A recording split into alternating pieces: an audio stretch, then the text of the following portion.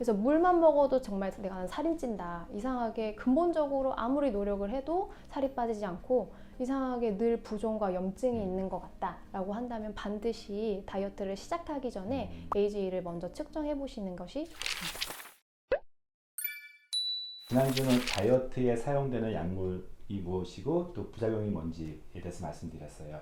오늘은 이제 그런 약에 의존하지 않고 좀 약보다는 좀 더 다른 방식을 원하시는 분들을 저희가 병원에서 어떻게 도와주는지 다시 우리 이은혜 원장님 모시고 시작하겠습니다. 실제로 저 병원에 오시는 분들 보면 정말 적게 먹어도 계속 살이 찐다 하시는 분들이 있어요. 정말 나는 물만 먹는데 살이 찐다. 굳이 약은 필요 없다. 나는 맞아요. 식욕 많지도 않다라고. 그럴까요, 정말? 이제 네. 그렇다고 오셔도 의사들은 필수적으로 문진하는 게 네. 이제 있습니다. 따져봐야죠. 네. 실제로 이제 다이어트에는 아주 명백한 면제가 있어요. 그렇죠? 인풋하고 아웃풋을 실제로 비교하는 거예요. 물만 먹어도 살이 찐다 하지만 물처럼 카라멜 마키아토를 먹고 있다 이럴 수도 있거든요. 네. 그래서 이런 분들의 실제 식기 상태가 어떤지 이제 이런 것들을 확인하는 거죠. 근데 그분들 말씀이 틀린 게 아닌 게 자기 거의 기준에 비해서 확실히 적게 먹는데 오히려 살은 찐다. 거기에 이제 중요한 변수가 나이가 들어가면서 생기는 무엇인가가 있을 것 같아요. 세포의 노화 관점에서 당독소라는 개념을 좀 이해했으면 좋겠고, 네. 두 번째가 에너지 대사에 대해서, 그리고 이것을 어떻게 우리가 이용해서 병원들이 도움 주는지를 말씀드릴게요. 첫 번째가 당독소가 뭘까요? 당 독소 요즘에 되게 인기 있는 개념이죠. 그쵸. 근데 당 독소 이렇게 딱 들으면 당일 것 같잖아요, 그냥. 맞아요. 네, 그런데 사실은 당만은 아니고요. 실제로는 단백질이나 지방에 당이 결합해서 글라이케이션 된 어떤 물질. 이제 요거는 이제 뭐냐면 이제 화학적으로 보면 이제 단백질이나 지방에 카르보닐이 결합하는 거예요. 근데 이 변화가 비가역적이에요.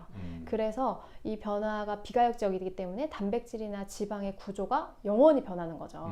그러면서 우리 몸 안에서 단백질이나 지방이 해야 할 일들을 못하게 하는 그런 이제 나쁜 영향을 줄 수 있다. 양파 같은 거 볶을 때 보면 갈색으로 변하죠. 그게 바로 AGE라고 하는 당 독소라고 생각하시면 됩니다. AGE, Advanced Glycation End Product라고 하는 맞습니다. 요즘 정말 핫한 주제예요. 그래서 이 당 독소가 그럼 우리 체내에 들어왔을 때 어떤 식으로 나쁜 영향을 끼치느냐 좀 더 자세히 얘기를 해보면요.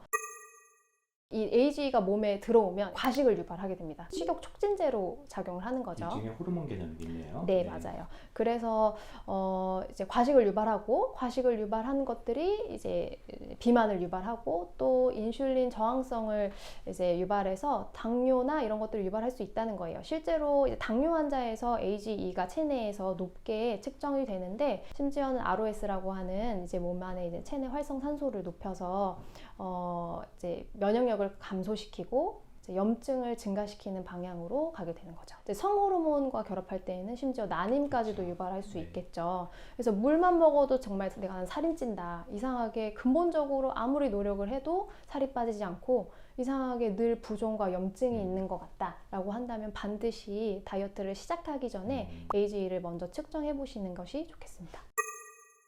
그렇다 그러면 이제 다이어트 전략이 단순히 체형을 줄이는 목적이 아니라 말씀하신 것처럼 모든 건강의 사실은 핵심이 당독소라는 개념이 있으면 그냥 단순히 식욕 억제제 먹고 굶는 다이어트만 가지고는 안 되겠네요. 안 되죠. 네. 이제 당독소를 해독한다는 개념은 진짜 비만을 질병으로 접근하는 개념이라고 생각하시는 게 좋을 것 같아요. 단순히 미용적인 목적이 아니라 앞에서 설명드린 것처럼 염증을 유발하고 인슐린 저항성을 유발하기 때문에 그런 것들을 해독하면서 내 몸의 체내 불균형을 해소하는 방식으로 치료로서 시작하는 거라고 생각하시면 그러면 되겠습니다. 어떻게 이 당독소를 일단 식단에서는 어떻게 하는 게 제일 좋을까요? 저탄수화물 식단도 네. 있고 저탄고지도 있고 또 예전에 신석기 다이어트도 있고 맞아요. 지중해시 다이어트도 있고 당독소를 해결하는 가장 좋은 방법 식단은 뭐가 있을까요? 좀 안타까운 얘기지만 칼로리를 제한하는 식사가 가장 효과적입니다. 적게 먹는 거네요. 맞아요. 네. 근데 이거를 엄청 오래 할 필요는 사실 없는 게 이제 핵심이에요. 그래서 맞아요. 네. 예, 칼로리를 하루에 700에서 800kcal 정도로 제한을 합니다. 근데 이렇게 되면 이제 필수적인 우리 몸의 대사는 돌아갈 수 있는 정도의 양이라서 패스트 미미킹 다이어트, 그러니까 한마디로 단식을 모방하는 식의 다이어트가 가능해집니다. 이거는 그러니까 매일 그렇게 하는 얘기가 아니고 맞아요. 뭐 특정 기간 이제 저희가 흔히 말하는 5일 동안 15끼 정도를, 그러니까 700칼로리면은요 보통 성인들 한 끼 정도밖에 안 되는 거잖아요. 힘들어 보이겠는데요. 네, 맞아요. 좀 힘들다고 생각하실 수 있는데 또 음. 이제 이런 것들 다 병원에서 도와드릴 수가 있으니까 칼로리를 제한하는 식사를 한 달, 두 달, 뭐 몇 년 동안 하는 게 아니라 딱 5일만 해서 당독소를 해독하고 그 이후에는 일반식을 하면서 이제 다른 대사를 촉진시키는 방식으로 끌어갈 수 혹시 그러면 있습니다. 이게 간헐적 단식과 같은 개념일까요? 그럴 수도 있는데요. 이 패스트 미미킹 다이어트는 좀 더 체계적으로 우리 몸에 필요한 영양분들은 채워주면서 단순히 단식하는 개념하고는 조금 네, 차이가 저희가 간헐적 단식이 사실은 가장 유명하고 가장 어떻게 보면은 바람직한 방식이긴 한데 18시간 정도 이제 그렇죠. 금식을, 근데 그걸 어떻게 평생 하기가 좀 어렵잖아요. 저희는 이렇게 얘기해요. 1년에 한두 번 정도는 한 달에 5일 정도 아니면은 몇 개월에 딱 5days, 15끼만 이렇게 한번 해보자. 사실은 지금도 저는 FM들을 이제 1년에 한 번 정도 하는, 오늘 두 번째 날이긴 하거든요. 네. 그래서 이제 FMD를 어떻게 하는지 좀 더 설명을 드릴게요. 이게 이제 병원에서 만든 포뮬라고요. 꼭 이렇게 병원에서 만든 포뮬라를 안 먹더라도 일상생활 속에서도 당 독소를 제거하기 위해서는 탄수화물을 극단적으로 제한하는 게 핵심이겠죠? 맞아요. 네.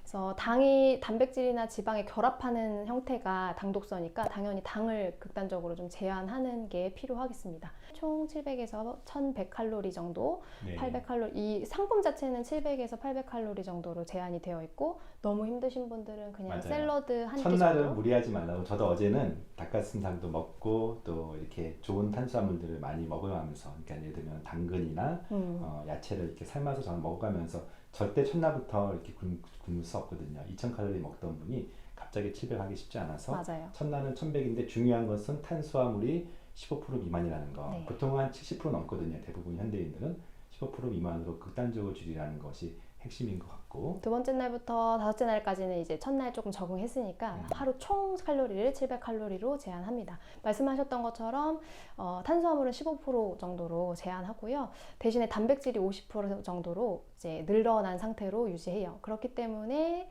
내 몸에 있는 근육들이 빠지는 것들은 조금 방지할 수 있는 거죠. 일상생활에서 미네랄과 비타민, 그리고 또 당에 좋은 당독소를 제거하는 유산균 같은 게 요즘 많이 있는데 그런 것들을 좀 같이 먹어가면서 필수 영양소를 집어넣고 불필요한 당은 최소한 거의 금식에 가까운 것이 핵심이라고 할 수가 있겠네요. 네. 좀 전에 당독소에 대한 얘기를 했고요. 이제 일종의 체내의 노화라고 볼 수가 있고, 물만 먹어도 살찐다라고 하는 그 함의에는 어떤 대사 이상이라고 하는 부분들이 있을 것 같아요. 맞아요. 그래서 한번 대사가 뭔지, 그리고 다이어트에 어떻게 활용할 수 있는지, 병원에서는 무엇을 할 수 있는지 설명해 주시면 감사할 것 같아요.